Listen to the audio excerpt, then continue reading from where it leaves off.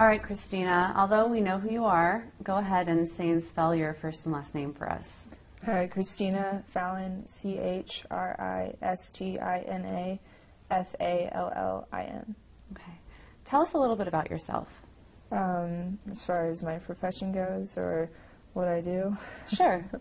I am a business consultant. I primarily work with the Oklahoma City Boathouse Foundation, and I also have many hobbies and other projects that I delve into. I'm a pilot, I've been a DJ, I've dabbled in modeling and acting, I've been a lobbyist, I plan events. I try to be well-rounded and somewhat of a modern-day Renaissance person. And during this, just look at me and kind of pretend that the camera's not even there, okay? And you're 25 now. How old were you when your mother decided to run for governor? Oh, gosh. Let's see. So it's been 2 years ago. I mean, I guess I was 23. I'd have to look it up. What was your reaction? It kind of seemed like a natural progression of events. She's always wanted that for herself, and it's been a matter of timing to get to that point, and I was happy for her when she decided. She asked us if it was okay, if we had her support when she was trying to decide to run, and she had our support fully, and we always had hoped that that would happen for her. How did it change your life? It's almost like it didn't change it at all, because she's been in politics since I was 3.5, so it's just a different title at a certain point, but there are things that begin to reveal themselves that show it's quite different from other things she's done. There's a lot more attention on her family than there has been in the past, and we've also gotten to experience things that are unique to the position that have been interesting for us. But it hasn't been too much of a change, honestly. But it's put you in the spotlight a lot. How has that affected you, being in the spotlight? I think with the way that social media is these days, it's a lot easier to bring the family into the spotlight, whereas maybe, Governor Henry's kids were younger, and not everybody was using social media as they are now. And so I think with just modern times and technology, and then me being older and me kind of being out in the community and doing things, that it's been impactful in that sense, because I am the governor's daughter. What's the worst thing about being the governor's daughter? I think the worst thing is it can be a very stressful job. It can be a thankless job at sometimes, and it makes me sad when people perceive things and misperceive things, I should say, and it almost becomes personal, because you do a job like that because you love it and you care about people, and sometimes that gets lost in politics. How would you describe your personal style? Because you definitely have a unique style. It's one that's evolved over time. A lot of my upbringing has affected my style. I do love fashion, but I don't focus on trends or what's happening at the time, but I focus on what feels most like me. And I love looking to the future and dressing modern and futuristic, and I love to dress up, but then to have kind of messy hair that kind of throws it off a little bit. It's very thoughtful how I dress, and it's finally kind of, I don't know, I guess I've finally come into my own within my own style. It's hard to describe it, honestly. What does your mom think about your style? I think I've shocked her many times, and I think she has grown to respect my tastes, because she realizes that with wearing black or with having pink hair, that I can operate myself in a professional manner, and it's not a hindrance to having a professional life. Most people think or are surprised that I can have pink hair and be a business consultant, or that I was a lobbyist, and I looked very similar to this back when I was lobbying. And it's a matter of people respecting you as a person, and you being professional, and you being on time, and you being on point.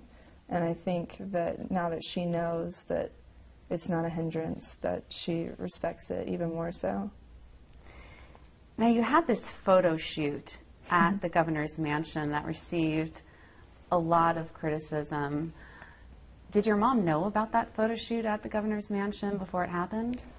She did not. I think she was maybe even out of town at that point. But I just honestly did not think of it like other people thought of it, as being a problem or disrespectful. I honestly thought it was just the opposite.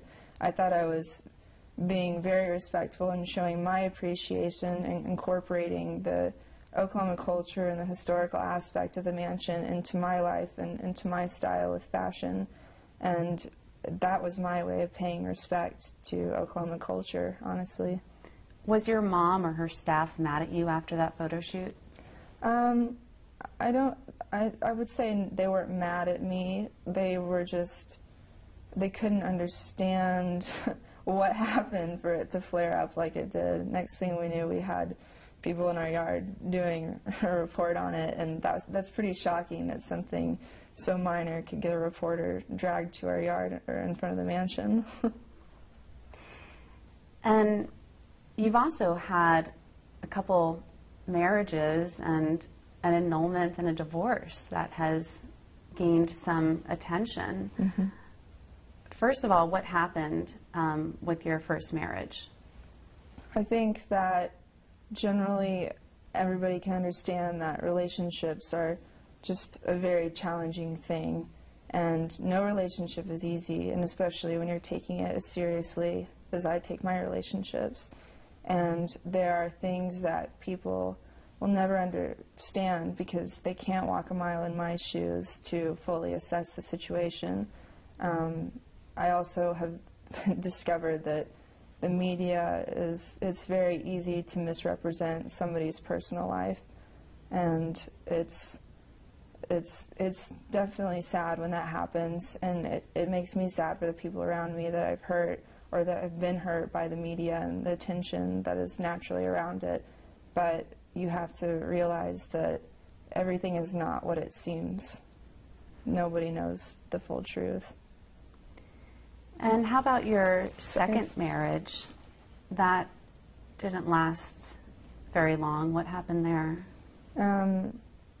It's just the same deal. I mean, relationships are challenging. I wouldn't want to go into it too much to respect other people, but relationships are just very challenging, and I can't really hardly say much more than that.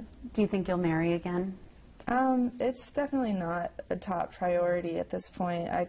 I'm having a lot of fun focusing on myself and my career and putting the thought of marriage or family behind me temporarily, and it kind of allows me to open up my mind to different possibilities at this point. And what does the future hold for you right now? What is the main thing you're focusing on? I'm really kind of enjoying doing things like this to where I can have an impact on people, and I try to, my whole philosophy is to show people that things are not what you perceive them to be. I don't know how to put it. Let me think for a minute.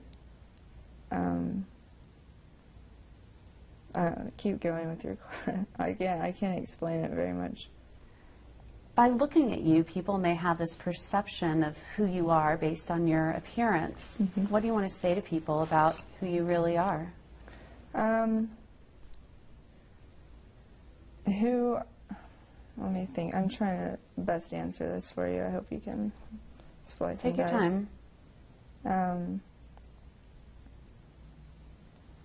I think what I would want people to know is that I'm often portrayed as a renegade or maybe wild, or I've heard these things about myself at least. And I'm a very thoughtful person. I'm a very serious person. I'm a person that cares about other people, and people look to things like the Huffington Post blog, for instance, for entertainment. And people don't want reality, they want irreality. They want something that takes them away from their day-to-day life. And I get portrayed in a sense that's entertaining to people. And that's fine, it's part of the deal. But anybody that actually knows me or gets to know me realizes that I'm just the opposite. But that's kind of fun, to be perceived in a way that I'm not, and to show people the truth when they actually get to talk to me.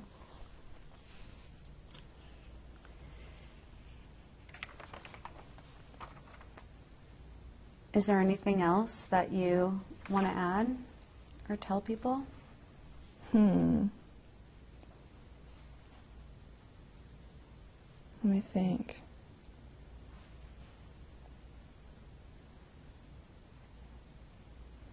I think something kind of that addresses a lot of that, a lot of the things that are around me or that are on the internet about me, is that I try to not be very conscious of myself, because I really believe that when you're not conscious of yourself, that you are being honest and you're being real and you're being wrong and you're being right. And those are the things that people love about characters or people in the spotlight, is they can relate to the beauty of what's real and raw.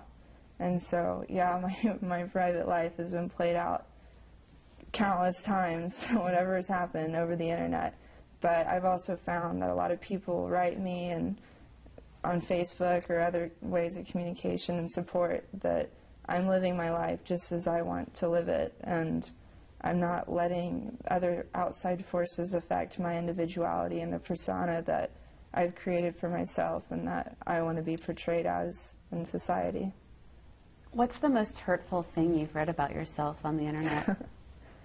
I don't know. It's hurtful. It's not hurtful about myself. It's hurtful about other people around me, because I have gotten to a point where I've trained myself to brush it off. I figure people want to be entertained. Maybe some people had a bad day and they want to say something bad. That's fine. But I am able to think like that because I've been doing this long enough. But my friends or my family or my husbands or whatever, they don't understand it the same because they haven't grown up with that. That's the most hurtful thing, I'd say. Okay. All right. Anything else you want to add? I don't think so. I think we got it. All right. That's perfect. Thank you so much.